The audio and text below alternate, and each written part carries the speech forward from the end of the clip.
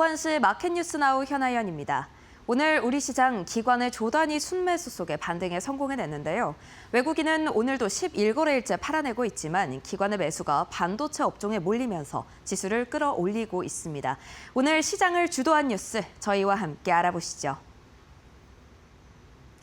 글로벌 인공지능 모델 클로드 개발사인 엔트로픽이 삼성전자와 첨단 AI 칩 생산을 논의 중인 것으로 전해졌습니다. 엔트로픽이 삼성전자 파운드리 사업부의 최첨단 2나노미터 공정과 패키징 시설을 활용해 자체 AI 칩을 제조하는 방안을 검토하고 있습니다. 엔트로픽 측은 현재 칩 개발을 위한 초기 단계를 진행 중이며 여러 설계업체와 논의를 이어가고 있다는 입장입니다. 앞서 엔트로픽은 지난 5월 투자 유치 과정에서 글로벌 3대 메모리 업체들이 파트너로 참여했다고 밝힌 바 있는데요. 이들 중 메모리뿐 아니라 위탁 생산, 즉 로직 칩 협력까지 가능한 곳은 사실상 삼성전자가 유일하다는 점에서 이번 수주의 실현 가능성에 무게가 실리고 있습니다. 삼성전자가 엔트로픽의 칩을 최종 수주하게 되면 테슬라와 엔비디아 등에 이어 또 하나의 글로벌 빅테크 고객사를 확보하게 되며 향후 첨단 파운드리 시장의 주요 수혜주로 부각될 전망입니다. 삼성전자 주가 흐름 보고 가시죠. 네, 오늘 상승 출발했던 삼성전자, 이 보도가 전해진 후에 상승폭 더 키워내면서 현재 7%대 오름세 보이고 있습니다. 30만 7천 원 선에 지나가고 있습니다. LG 에너지솔루션과 일본 혼다의 미국 합작법인인 LH 배터리 컴퍼니가 ESS용 배터리셀 양산에 본격적으로 돌입했습니다. 이번에 양산된 배터리셀은 미국 내 전력망과 상업, 산업용, 주거용 ESS 시장에 공급될 예정으로 LG 에너지솔루션의 북미 시장 공략이 본격적인 추진력을 얻게 됐습니다. 최근 북미 지역은 인공지능 데이터 센터 확대와 재생에너지 보급 증가로 ESS 수요가 가파르게 성장하는 핵심 시장입니다. 시장 조사에 따르면 북미 ESS 시장 규모는 지난해 88기가와트시에서 오는 2035년에는 976기가와트시까지 급증할 것으로 전망됩니다. 이에 따라 향후 ESS뿐만 아니라 하이브리드 전기차용 배터리셀로도 생산 라인을 확대해 나갈 계획입니다. 이번 양산은 글로벌 친환경 에너지 전환 흐름과 맞물려 국내 배터리 업계의 북미 시장 지배력을 한층 강화하는 계기가 될 것으로 기대됩니다. LG 에너지솔루션 주가 흐름 살펴보도록 하겠습니다. 네, 장중 변동성을 보이고 있는 LG 에너지솔루션인데요. 현재 0.56% 상승으로 올라섰습니다. 35만 원 선 지나가고 있습니다. 국민연금이 국내 주식 투자 비중 상한선에 도달하자 지난 2분기 대형 플랫폼 기업과 기술주 등의 지분을 줄여 소외된 업종을 사들였습니다. 금융감독원에 따르면 국민연금의 2분기 국내 주식 비중은 올해 목표치인 20.8%를 웃돌았습니다. 이에 따라 국민연금은 지분율이 5% 이상인 공시 종목 중 61개의 종목의 지분율을 늘리고 60개 종목은 줄인 것으로 나타났습니다. 국민연금은 원전 사업 기대감이 반영된 GS건설과 DLENC 등 건설주를 비롯해 한국콜마와 코스맥스 같은 화장품 위탁 생산 업체들의 지분을 크게 확대했습니다. 최근 부진했던 삼성 SDI와 LNF 등 2차 전지 섹터 역시 지분율을 높였습니다. 반면 올해 국내 증시 상승률 1위인 삼성전기를 비롯해 네이버와 카카오 등은 일제히 지분율을 축소한 것으로 확인됐습니다. 국민연금의 국내 주식 보유 한도가 꽉 찬 상태인 만큼 당분간 시장 전반을 이끄는 매수세보다는 이 같은 종목별 순환매 대응이 이어질 것으로 전망됩니다. 삼성전자와 SK하이닉스를 중심으로 반가운 반등이 나오고 있습니다. 특히 삼성전자의 실적 발표를 앞두고 증권사들의 눈높이도 계속해서 높아지고 있는데요. AI 과잉 투자 우려를 지우고 우리 시장이 상승세를 이어나갈 수 있을지 오늘의 맞춤 전략과 대응 방안도 저희와 함께 알아보시죠.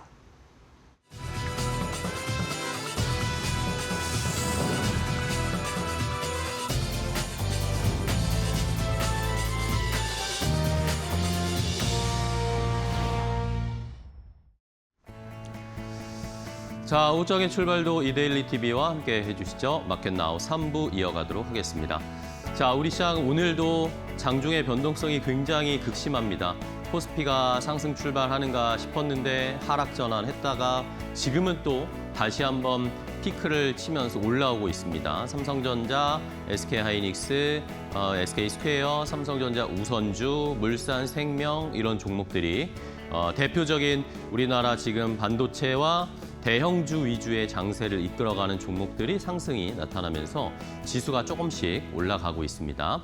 그나마 좀 다행이라고 여겨지고 있는 상황이고, 자, 반면에 코스닥은 여전히 오늘도 떨어지고 있어요. 이러니까 지금 안 그래도 이 시장의 격차가 코스피와 코스닥이 벌어져 있는 상황인데 오늘마저도 이렇게 또 격차가 벌어지다 보니까 코스닥 쪽은 정말 이게 참 손 쓸 수가 없을 정도로 많이 떨어져 있는 상황이고, 아마 개인 투자자분들도 코스닥 종목 보면 한숨이 막 계속 나오실 겁니다.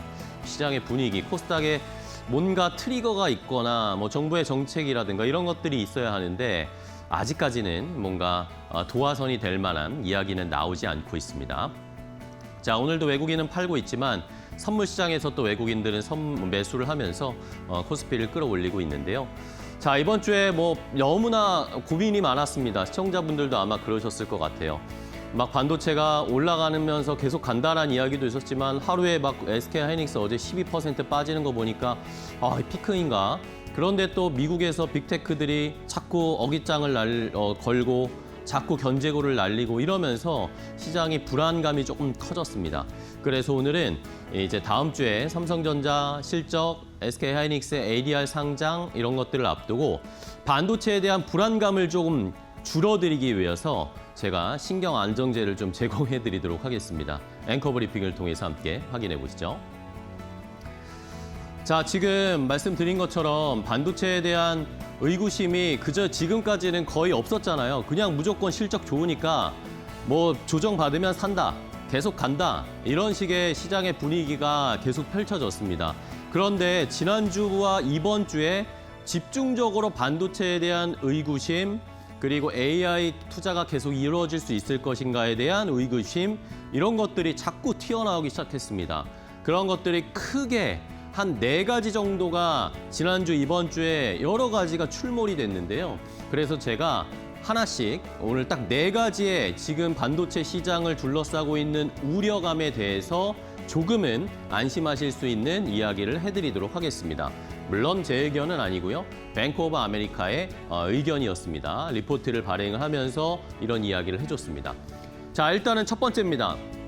어제도 제가 말씀드렸지만 메타발 충격, 메타 잉여 충격이 어제도 그랬고 어제 미국 시장도 역시 영향을 받으면서 마이크론이나 샌디스크가 주가가 좋지가 않았습니다.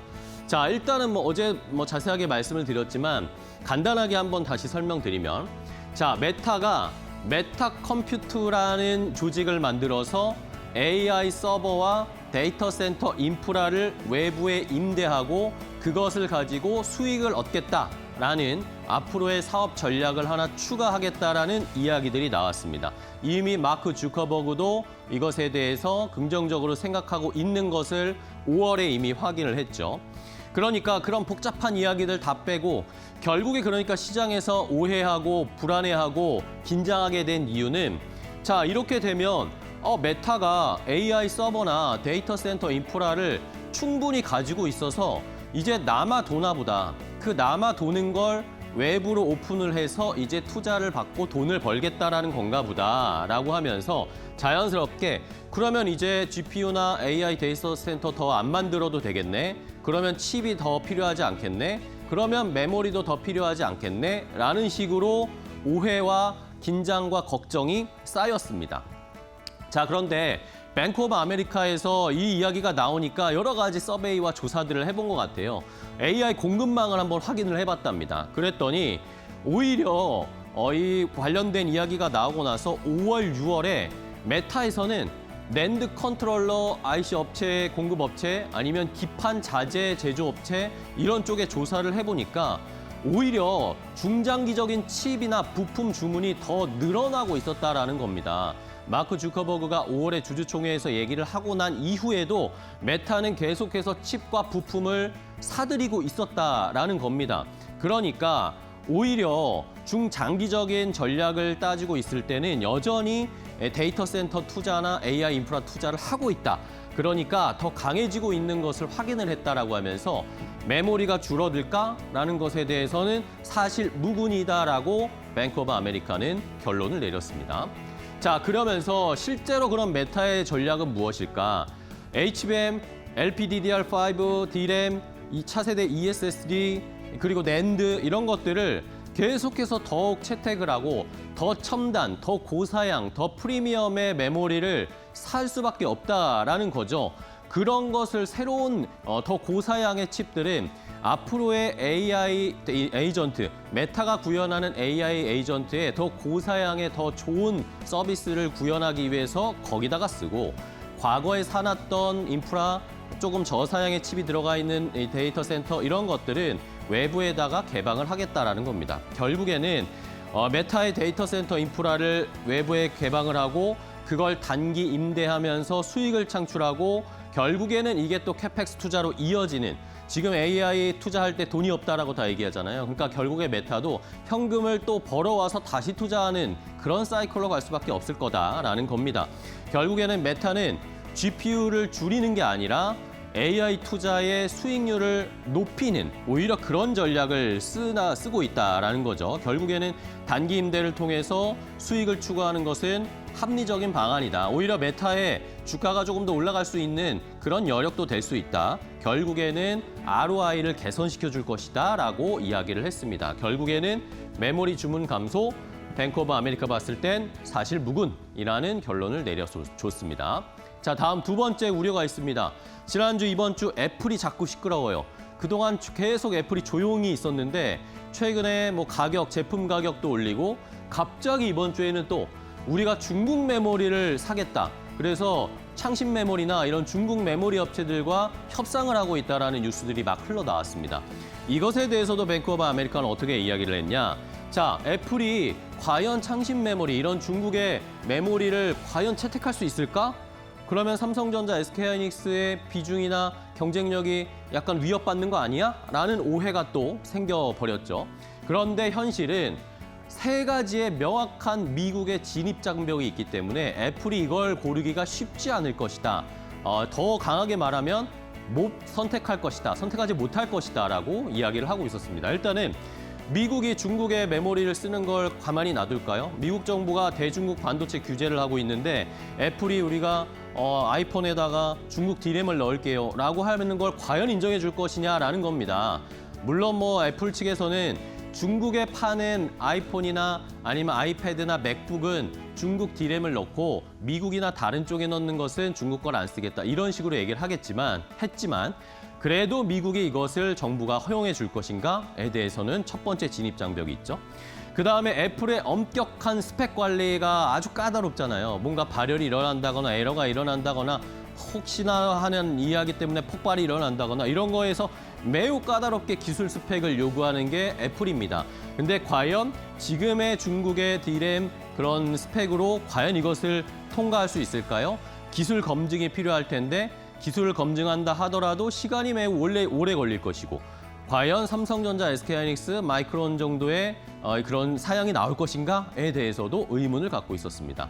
자, 그리고 마지막으로 세 번째는 특허, IP 장벽도 분명히 있을 것이다. 검증이 안 된 중국의 칩을 사용하는 것 자체가 쉽지 않을 것이다. 삼성전자, SK하이닉스, 마이크론이 이런 IP와 관련해서 이 세 업체도 그럼 가만히 있을 것인가에 대한 의문이 있으면서 결국에는 3대 진입 장벽 때문에 애플이 이 중국의 메모리를 선택하기는 쉽지 않을 것이다 라는 의견이었습니다.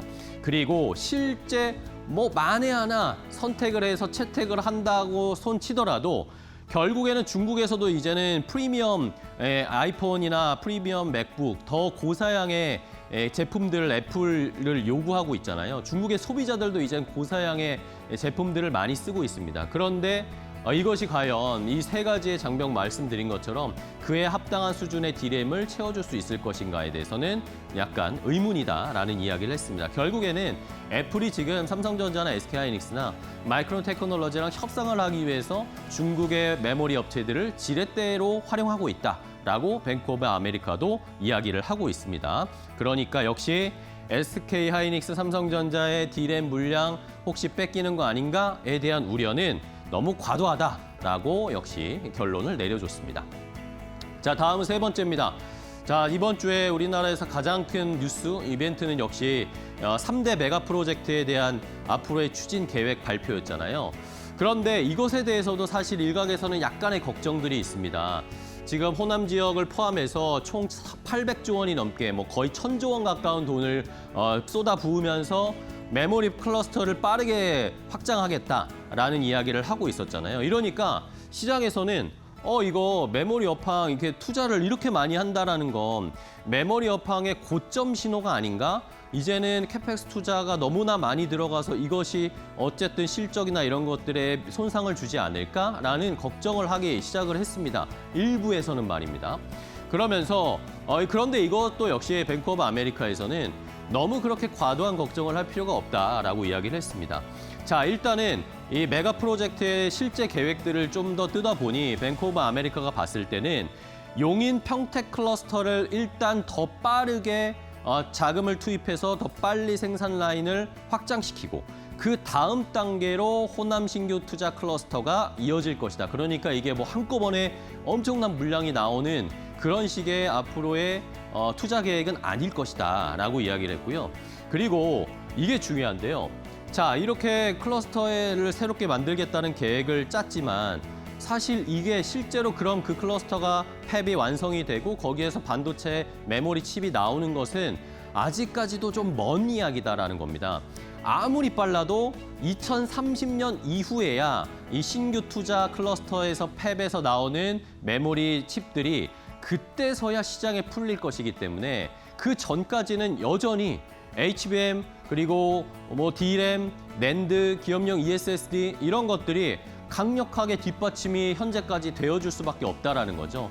그러니까 이 메가 프로젝트에서 만들어지는 그 결과물로 나오는 물량들은 2030년 후에야 그게 시장에 영향을 줄 거라는 겁니다. 그럼 그 전까지 지금 2026년인데 2030년까지는 계속해서 부족 사태가 일어날 수밖에 없다라는 것은 명확한 하나 하는 그런 이야기다라는 겁니다. 여전히 메모리 사이클은 견조하고 물량 우려보다는 여전히 시장에서 원하는 하이퍼스케일러들, 빅테크들이 원하는 수요가 여전히 강한 시장이 당분간 몇 년 동안도 이어질 수밖에 없을 것이다. 그러니 이 메가 프로젝트와 관련된 걱정도 너무 많이 할 필요가 없다라고 이야기를 해줬습니다.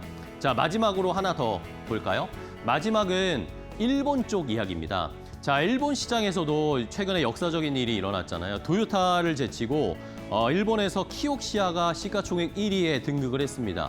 자, 일본 시장에서 이런 반도체 업체가 시총 1위를 차지한 것이 거의 50년 전무후무한 일이었습니다. 일본도 그만큼 지금 이 AI 프로젝트 투자와 AI 사이클의 수혜를 받고 있는 거죠. 어찌 보면 우리와 굉장히 비슷합니다. 최근에 일본 시장 보면 지수가 같이 올라가는 것도 쌍둥이처럼 닮아 있고 그리고 환율도 지금 굉장히 비슷하게 우리도 많이 올라갔지만 일본도 엔달러 환율이 계속 올라가고 있는 상황 그리고 반도체 기업들의 주가가 치고 올라가고 있는 상황 다 비슷하게 이루어지고 있다는 거죠. 근데 일본에서도 이제는 약간 걱정들이 있는 것 같습니다. 일본 사람은 걱정이 많잖아요. 경계감이 이제 약간 나온다라는 거죠. 이게 너무 업황이 빠르게 성장을 한 다음에 잠재적으로 이제 다운턴 되는 거 아니야? 라고 약간 일본 시장에서도 경계감이 있답니다. 그런데 이것에 대해서 그러면 뱅크 오브 아메리카가 일본 현지의 업체들, 메모리나 아니면 관련된 소부장 업체들의 상황을 한번 조사를 해봤더니 여전히 메모리의 ASP는 계속 올라가고 있다라는 겁니다. 그리고 이 관련된 일본의 낸드 업체나 아니면 이런 업체들도 지금 보수적으로 시장에 대응하다 보니까 철저히 생산량을 통제하고 있다는 거예요. 그러면 어떻게 됩니까? 역시 공급이 여전히 부족한 상황, 수요는 폭발하고 있는 상황, 가격은 올라가는 상황이 이어질 거라는 거죠. 그리고 LTA 체결, 일본에서도 LTA 체결, 이 장기 공급 계약 체결들이 늘어나고 있다는 것은 일본 시장에서도 여전히 이 반도체, 칩, 메모리 쪽의 상황이 좋다라는 것을 확인할 수 있다는 겁니다.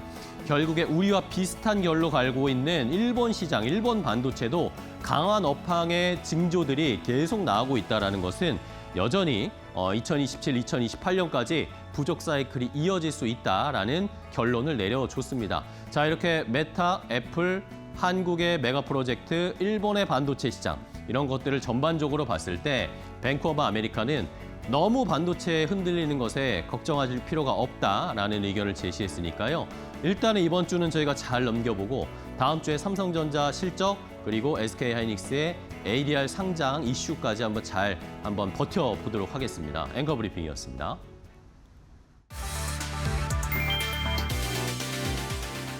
올해 상반기 외국인이 국내 증시에서 150조 원 넘는 주식을 순매도하며 사상 최대 규모의 차익 실현에 나섰다. 하지만 증권가는 이를 한국 증시를 떠나는 신호보다 급등한 주가에 따른 차익 실현과 글로벌 자산 비중 조정으로 해석하고 있다. 실제 외국인 매도 물량의 대부분은 삼성전자와 SK하이닉스 등 반도체 대형주에 집중됐다. 외국인 보유 비중이 여전히 높은 만큼 목표 비중을 맞추기 위한 추가 매도가 이어질 가능성도 제기된다. 환율도 변수다. 원달러 환율이 높게 유지되면 외국인은 환차손 부담까지 고려해야 하는 만큼 매도 압력이 이어질 수 있다는 분석이다. 반면 개인 투자자는 올해 들어 97조 원 넘게 순매수하며 외국인 매물을 받아냈다. 가계자금과 퇴직연금, ETF 자금까지 증시로 유입되며 버팀목 역할을 하고 있다. 다만 개인 자금만으로 외국인의 대규모 매도를 계속 받아내기는 쉽지 않다. 전문가들은 하반기 증시의 핵심 변수는 외국인 매도세가 언제 진정되고 개인의 매수 여력이 얼마나 이어질 수 있는지가 될 것으로 전망했다.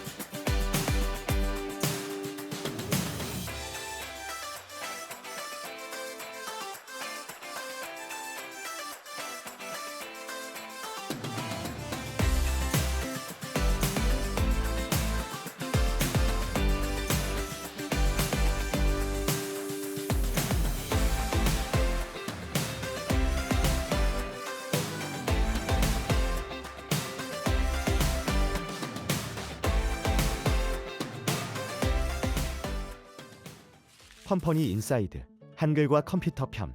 전 세계 PC의 90%를 지배하는 절대 권력 마이크로소프트. 전 세계가 NS 워드 앞에 무릎을 꿇을 때 지구상에서 유일하게 자국 언어 소프트웨어로 NS의 침공을 막아낸 나라가 있습니다. 바로 대한민국, 그리고 한글과 컴퓨터인데요. 이 위대한 승리의 이면에는 단돈 200억 원의 나라의 자존심을 팔아넘기려 했던 잔혹한 흑역사가 숨어 있습니다. 1990년 출시된 아레아 한글은 그야말로 초대박이었습니다. 점유율이 무려 80%를 넘었죠. 하지만 한컴의 발목을 잡은 치명적인 암초가 있었습니다. 바로 불법 복제, 관공서도, 학교도 정품 하나로 수백 대에 설치해 사용했고 용산에선 단돈 몇천 원에 복제 CD가 팔려나갔죠. 전 국민이 쓰는데 정작 개발사는 굶어 죽는 기형적인 상황. 결국 1997년 IMF 외환위기가 터지자 한컴은 완전히 파산 직전의 벼랑 끝으로 내몰립니다. 그러던 1998년 6월 대한민국 IT 업계에 원자폭탄급 뉴스 발표가 떨어집니다. 한컴이 NS로부터 2천만 달러의 투자를 받는 대가로 아레아 한글 개발을 영구 중단하겠다고 백기투항을 한 겁니다. IMF로 나라의 주권마저 빼앗겼던 국민들에게 모국어 소프트웨어의 사망 선고는 단순한 부도가 아닌 문화적 식민지 선언과 같았습니다. 그 순간 비즈니스 논리로는 설명이 안 되는 기적이 일어납니다. 우리 글을 포기할 수 없다며 온 국민이 자발적으로 지갑을 열기 시작한 겁니다. 국민 한 사람당 한컴 주식 10,000원어치씩만 사주자. 전국에서 시민들이 돈을 모았고 단 몇 주 만에 무려 100억 원이 넘는 자금이 쌓였습니다. 국민들의 눈물겨운 집념을 본 한컴은 NS와의 계약을 전격 파기하고 독점을 깨부순 기적의 기업으로 살아남기로 하죠. 물론 그 이후 투기 자본에 걸려 7번이나 주인이 바뀌는 잔혹사를 겪었지만 국민들이 지켜낸 신뢰의 성벽 덕분에 한컴은 끝내 파산하지 않았습니다. 그리고 현재는 AI와 클라우드 기업으로 완벽하게 부활했는데요. 자본의 탐욕 속에서도 모국어를 지키기 위해 목숨 걸고 버텨낸 불사조. 가장 치명적인 위기를 기회로 바꾸며 대한민국 PC의 심장부를 지키고 있는 소프트웨어 제국, 바로 한글과 컴퓨터입니다.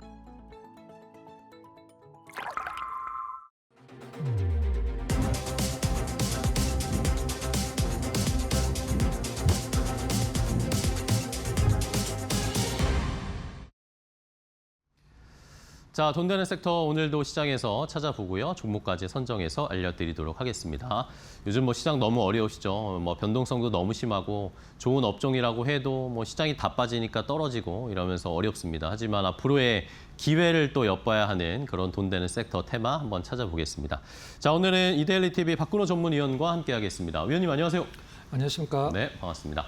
자, 위원님과 오늘 또 시장에서 어떤 업종, 어떤 섹터를 유망하게 보고 계실지 돈을 벌 수 있는 기회를 주는 돈 되는 섹터인 테마 어떤 것을 첫 번째 주셨는지 바로 확인해 보도록 하겠습니다.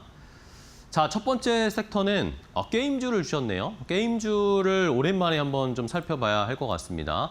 뭐 최근에 위메이드 때문에 한번 게임주들이 전반적으로 올라오긴 했지만 여전히 사실 이제 개인 투자자분들이나 시청자분들 입장에서는 게임주 괜찮을까라는 그런 의구심이 아직도 있으실 것 같아요. 어떻게 게임주는 보고 계신가요? 네, 시장의 분위기를 언제 앵커께서 정말 정확하게 정리를 좀 해주셨는데 눈만 뜨면 삼성전자, 하이닉스, 3대 메가 프로젝트 얘기만 하다 보니까 사실 시청자분들이 다른 업종에 대해서는 좀 관심을 가질 수 있을 만한 좀 여유가 좀 없으신 것 같아요. 그러니까요. 굉장히 좀 피로감도 좀 느끼실 것 같고 반도체에 대한. 제가 오늘 반도체 외의 섹터를 2개를 선정을 했는데 선정을 한 이유는 일단 이제 ADR 지표가 굉장히 많이 개선이 되고 있어요. 그러니까 ADR 지표라는 게 뭐냐면 우리 포탈에다 이제 ADR 지표 치면 이제 코스피, 코스닥 나눠서 아마 그래프가 나올 거예요.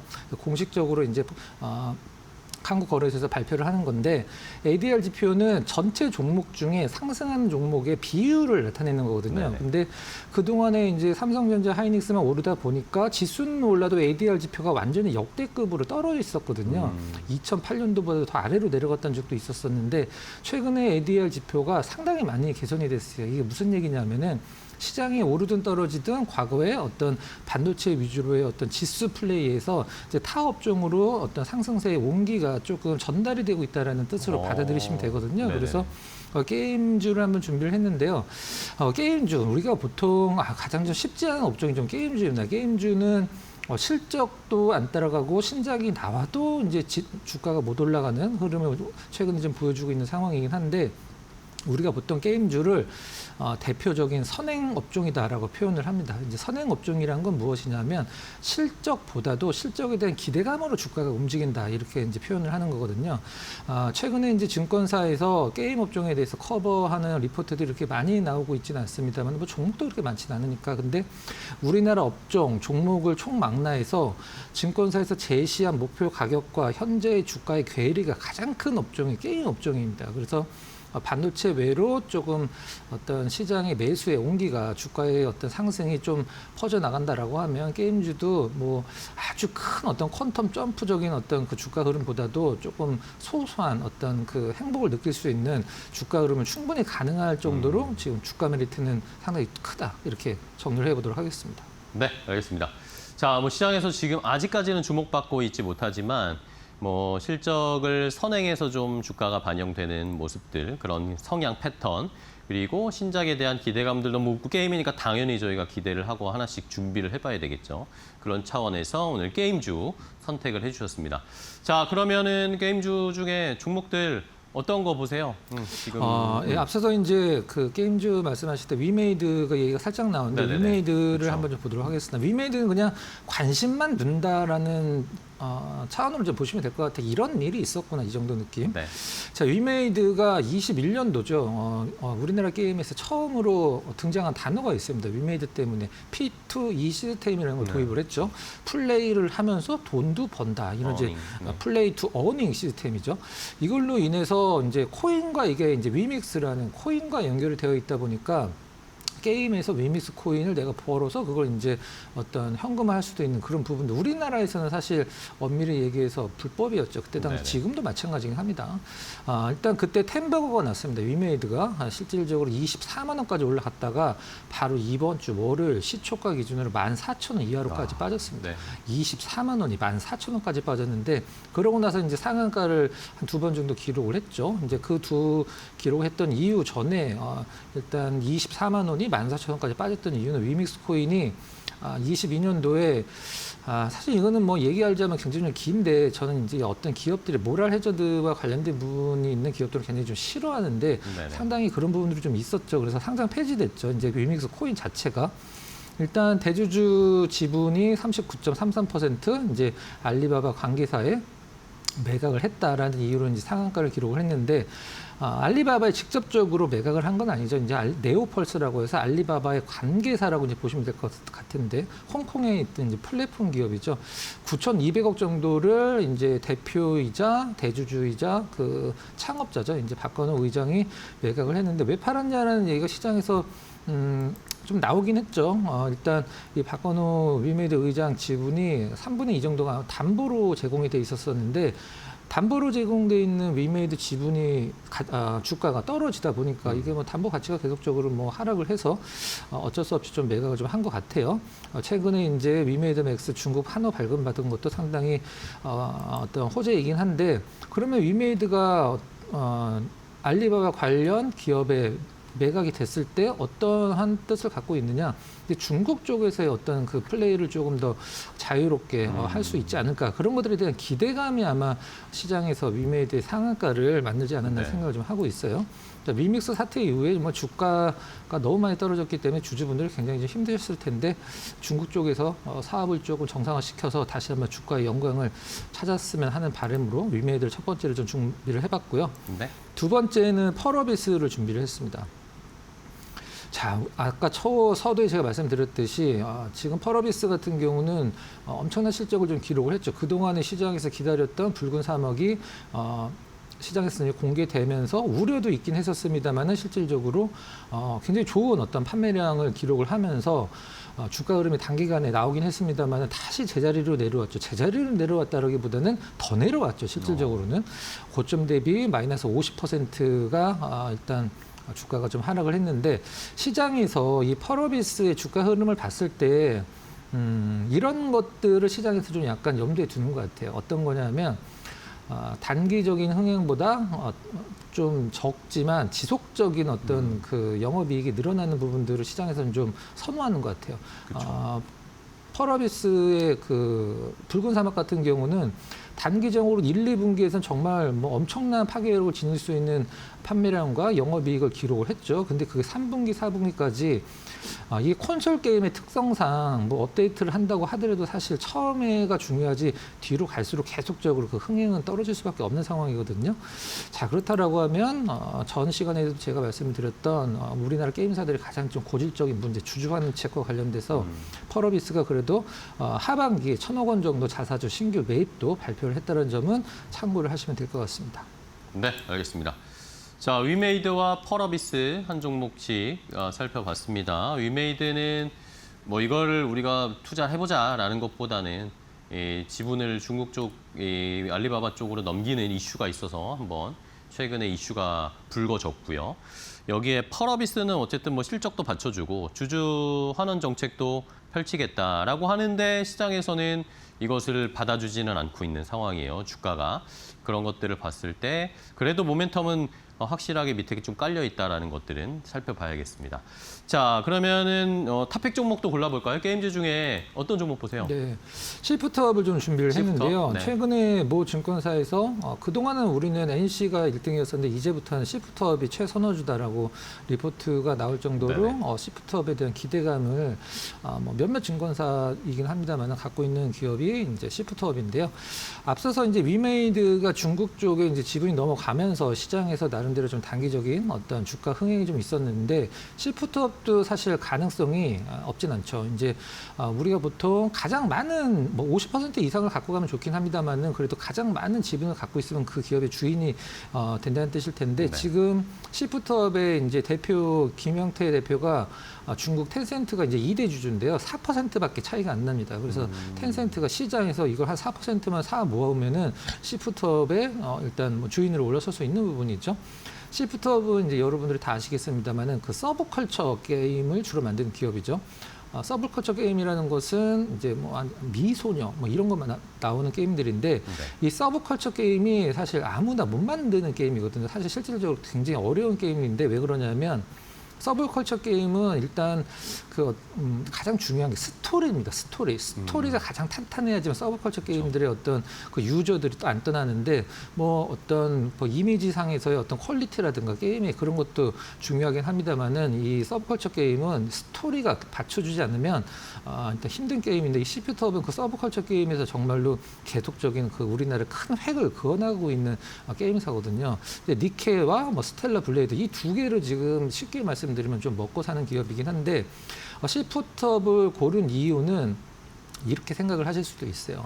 2006년도 올해 시프트업 신작 발표 없지 않아라고 생각을 하실 수도 있는데 게임은 아까도 말씀드렸지만 전형적인 선행 업종입니다. 이 게임이 나와버리면 이제 시세가 끝나는 경우가 많아요. 그래서 시프트업이 내년에 나올 게임들이 지금 시장에서 니케와 스텔라 블라이드를 잇고 더 뛰어넘을 수 있다라는 어떤 기대감이 팽배했을 때 주가가 오르는 거거든요. 그래서 어떤 시프트업을 한번 좀 준비를 해봤고요. 일단 가격적인 전략을 한번 좀 드리면 차트는 이제 직접 보시면 차트 나쁘지 않은데라고 아마 느끼실 거예요. 매수가는 현재가 전후로 한번 잡도록 하고요. 목표가는 5만 원, 손절가는 한 3만 1,000원으로 좀 약간 디테일하게 한번 잡아보도록 하겠습니다. 네, 알겠습니다. 자, 시프트업을 탑픽 종목으로 선정을 해주셨습니다. 텐센트의 중국 쪽 자본에 대한 모멘텀들도 있고 신작 뭐 역시 기대감 계속 살펴보시면서 현재가 전후에 한번 공략해 보시도록 하겠습니다. 자, 첫 번째 돈 되는 섹터는 게임주를 봤고요. 다음 두 번째 또 돈 되는 섹터 어떤 거 골라주셨을지 바로 확인해 볼까요? 자, 두 번째는 의류 OEM 업체 테마를 좀 볼 필요가 있다라는 겁니다.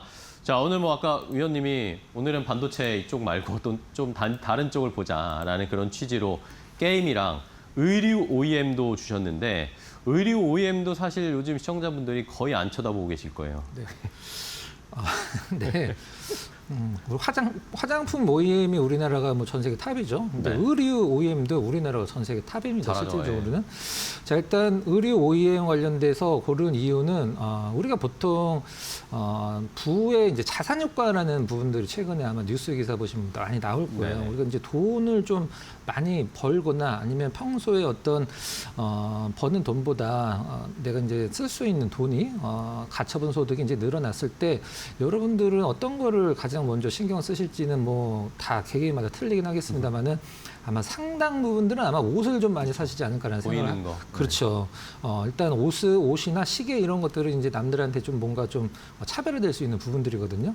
근데 국내 소비 회복이랑 일단 미국이랑 중국에서 또 의류 수요가 이제 증가를 하고 있는 상황이긴 한데 가장 중요한 게 이제 이 의류 OEM 기업들의 리포트나 분석 자료들에서 가장 강조를 하는 게 무엇이냐면 네네. 미국 쪽의 재고입니다. 미국 쪽 재고. 미국 쪽 브랜드들의 재고. 그러니까 재고가 많으면 우리나라 OEM 기업들한테 주문을 안 하겠죠. 그 재고가 그렇죠. 소진이 될 때까지.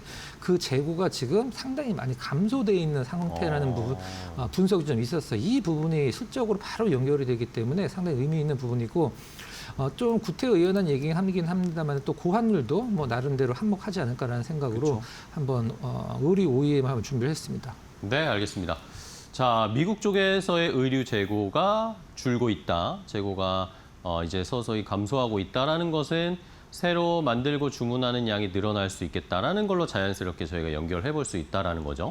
그러면 의류 OEM주 종목들 한번 체크를 해볼까요? 어떤 거부터 볼까요? 한세실업 한번 보도록 한세실업? 하겠습니다. 한세실업을 고른 이유는 사실 뭐 영업적인 부분도 아니고 전혀 다른 부분인데 마지막에 좀 설명을 드려보도록 할게요. 네네. 한세실업은 이제 우리나라 대표 의류 OEM 부분이기도 하죠. 또 캐리어도 많이 만드는 걸로 유명하긴 한데 주가가 22년도에 고점 찍고 지금 4년째 떨어지고 있습니다. 그래서 어디까지 떨어질지 궁금할 정도인데 기업 내용은 사실 그 정도는 아니거든요. 근데 한세실업이 이제 의류 OEM이니까 어떤 브랜드들을 만드냐 하면은 요즘 요즘엔 잘 안 입긴 한데 갭, 그다음에 H&M은 요즘에 많이 입죠. 그다음에 자라 뭐 이런 부분들, 게스가 요즘에 또 여성분들 많이 입으시고 캘빈 클라인 만드는 기업인데 2분기 영업이익이 64% 증가를 했다. 이거는 이제 굉장히 뭐 의류 OEM 쪽에서는 퀀텀 점프라고 표현할 수도 있는 부분이긴 합니다만 이게 좀 눈속임 효과가 있죠. 1분기가 완전히 안 좋았기 때문에 2분기 영업이익 202억은 뭐 기저효과라고 보통 표현을 하면 될 것 같고요. 일단 투자자산 회수로 인해서 지금 현금 및 현금성 자산이 3천억이 넘었다라는 언론 보도가 있었었는데 네네. 지금 한세실업 시가총액이 3천억이 조금 넘거든요. 그러니까 예, 이제 영업적인 부분을 거의 시장에서 제로로 인정을 하고 있다는 뜻과 똑같습니다. 실질적으로는. 일단 뭐 관세 회피나 이런 것들을 위해서 이제 중미에 이제 과테말라 쪽에 이제 우리나라 OEM 기업들이 많이 진출하는데 과테말라 공장 올해 하반기 완공된다라고 하면은 뭐 상당히 뭐 주가를 반전시킬 수 있는 가장 큰 부분이고요. 네. 제가 한세실업을 고른 이유를 말씀드려보도록 하겠습니다. 네네. 한세실업이 공시를 했어요. 어떤 부분을 공시를 했냐면 올해, 내년, 내후년, 26, 27, 28 최소 배당을 600원을 우리는 약속한다라고 공시를 했어요. 지금 한세실업 주가 8,000원입니다. 8,000원에 한 주당 주당 600원. 배당이 600원이면 이게 우리나라에서 최상단으로 올라가는 거거든요. 배당률로 따졌을 때. 배당만 보더라도 여기서 주가가 더 빠지지 않는다라고 하면은 상당히 좋은 어떤 투자의 일부분을 차지할 수 있는 어떤 효과를 갖고 올 수 있는 부분이라 이 부분을 저는 가장 큰 점수를 뭐 줘서 꼽았다 이렇게 한번 설명을 드려보도록 하고요. 네. 두 번째 종목은 옷보다도 이 호텔 때문에 좀 유명해진 기업이죠. 이제 JS 코퍼레이션 한번 좀 골라봤는데요. 남산 하얏트 호텔 갖고 있는 기업이죠. JS 코퍼레이션은 이제 핸드백이랑 의류 둘 다 하는 기업인데 이제 버버리, 랄프로렌, 도나카렌, 뉴욕 좀 약간 그 비싼 브랜드들 위주로 OEM 하는 기업으로 유명한데 최근에 그 온타이트라고 이제 수출 전문 의류 기업을 하나 인수를 했어요. 이 기업을 직접 인수한 건 아니고 이제 종속해서 이제 약진통상도 이 JS 코퍼레이션이 인수한 기업을 아주 소위 얘기하는 알짜 기업이죠. 현금 배당만 1년에 100억 이상 받는 기업인데 이 기업 통해서 한 387억 정도 돈을 들여서 일단 온타이트도 인수를 했다라고 하는데 JS 코퍼레이션은 일단은 의류 OEM 쪽이 이제 사실 우리가 같이 움직이는 업종들 있잖아요. 그 엔터주들도 다 각자마다 다른 어떤 부분들이 있는데 움직이면 같이 움직입니다. 그렇죠? 게임주들도 사실 그런 부분들이 있고 이 의류 OEM들도 마찬가지긴 한데 바닥은 잡은 것 같아요. 그래서 어떤 의류 OEM도 좋긴 합니다만은 뭐 하얏트 호텔이나 이런 것들로 인해서 이제 좀 약간 한물 간 부분이긴 합니다만은 외국인들 얘기 많이 나오고 하면은 호텔 관련주로 JS 코퍼레이션도 상당히 높은 수익률을 기록된 종목 중에 하나다. 여기까지 설명드려보도록 하겠습니다. 네, 알겠습니다. 자, 그럼 마지막으로 의류 OEM 탑픽 종목 골라볼까요? 영업무역 한번 좀 골라봤습니다. 영업무역, 네. 뭐 캐파로 보나 여러 가지로 보나 이제 영업무역을 1순위로 꼽을 수밖에 없는 상황이긴 한데 회사도 저희 방송국이랑 굉장히 가깝죠. 걸어서 한 5분이면 가는데 네. 네. 근데 그 쿼드 자산운용이 영업무역에 대해서 주주 환원 똑바로 해라라는 주주 서한을 발송을 했습니다. 자, 이 부분에 상당히 조금 시장에서 많은 어떤 의미를 함축하고 있는 부분들인데 자세한 의견을 드리진 않을게요. 지금 영업무역이 장사도 잘 되고 너무 잘 되는데 이거 대주주들만 배를 불리고 주주들은 너무 등한시한다라고 해서 쿼드 자산운용이 좀 영업무역의 경고를 한번 날렸다고 보시면 될 것 같아요. 2분기에 일단 OEM 전반적으로 영업무역에서 이제 성장을 많이 한 부분들 확인이 되는 부분이고 뭐 영업무역은 다들 아시겠습니다만 노스페이스를 비롯해서 전 세계 오리털 잠바의 80%를 만드는 게 영업무역입니다.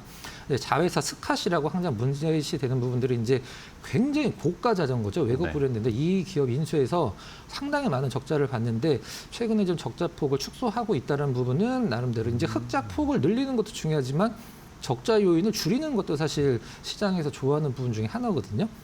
이렇게 보시면 될 것 같고 당연히 환율 효과는 우리나라 OEM 기업들 중에 네. 가장 많이 받는 기업이다라고 보시면 될 것 같아요. 가격적인 부분은 일단은 뭐 오늘 어제도 굉장히 좋았는데 오늘 네. 살짝 강보합 정도예요. 부담이 없습니다. 매수가 현재가 전후 목표가는 15,000원, 손절가는 역시 좀 디테일을 좀 넣어서 72,000원으로 한번 제시를 해드리도록 하겠습니다. 목표가는 10만 5천 원이죠? 10만 5천 원. 10만 5천 원으로 제시를 해주셨습니다. 자, 영업무역까지 탑픽 종목 봤는데 또 의외의 부분들을 발견했네요. OEM 업체들이 오히려 또 주주환원 정책의 수혜를 받을 수 있는 그런 것들을 준비하고 있다는 거, 또 요구하고 있다는 거, 이런 것들이 또 주가를 끌어올릴 트리거가 될 수 있을 것 같습니다. 자, 돈 되는 섹터인 테마 오늘 박근호 위원과 함께 했는데요. 위원님 또 오늘 좋은 종목 자세하게 설명해 주셔서 감사하고요. 다음 주에 또 뵙겠습니다. 고생 많으셨습니다.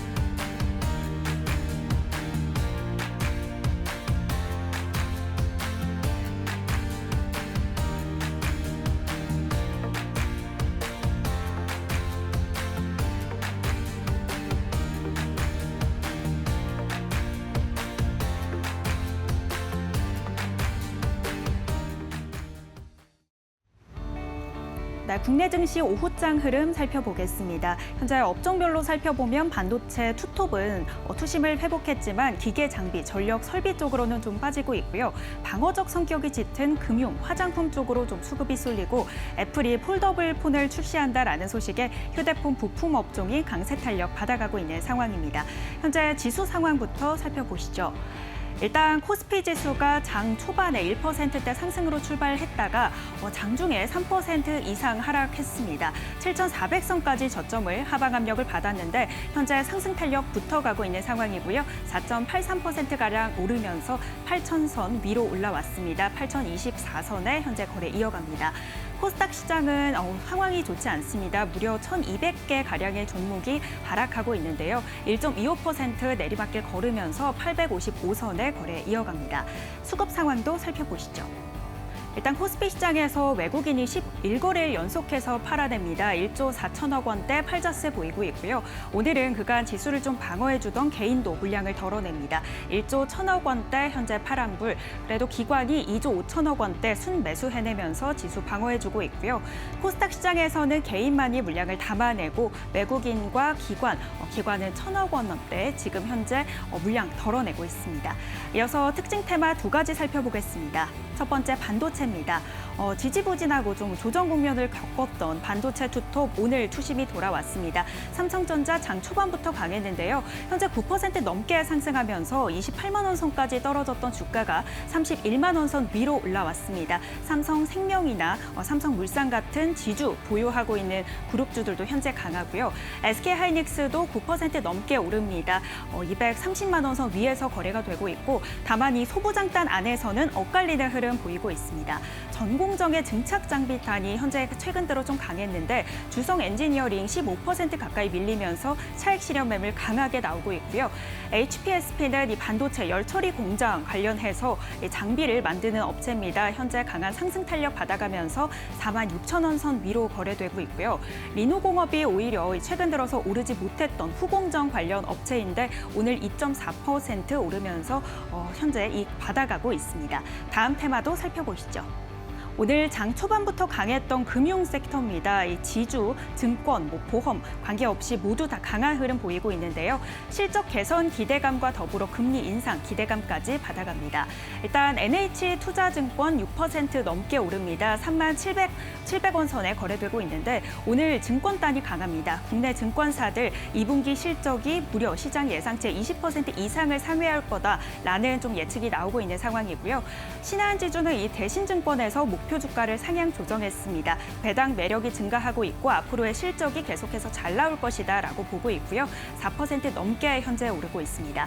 KB금융도 이 조정 국면 안에서 어제에 이어서 오늘도 계속해서 상승합니다. 3.64% 오르면서 17만 1,000원 선에 거래 이어가고 있고 기업은행도 3.46%, 하나금융지주 오늘 지주까지도 일제히 강세 보이고 있는데요.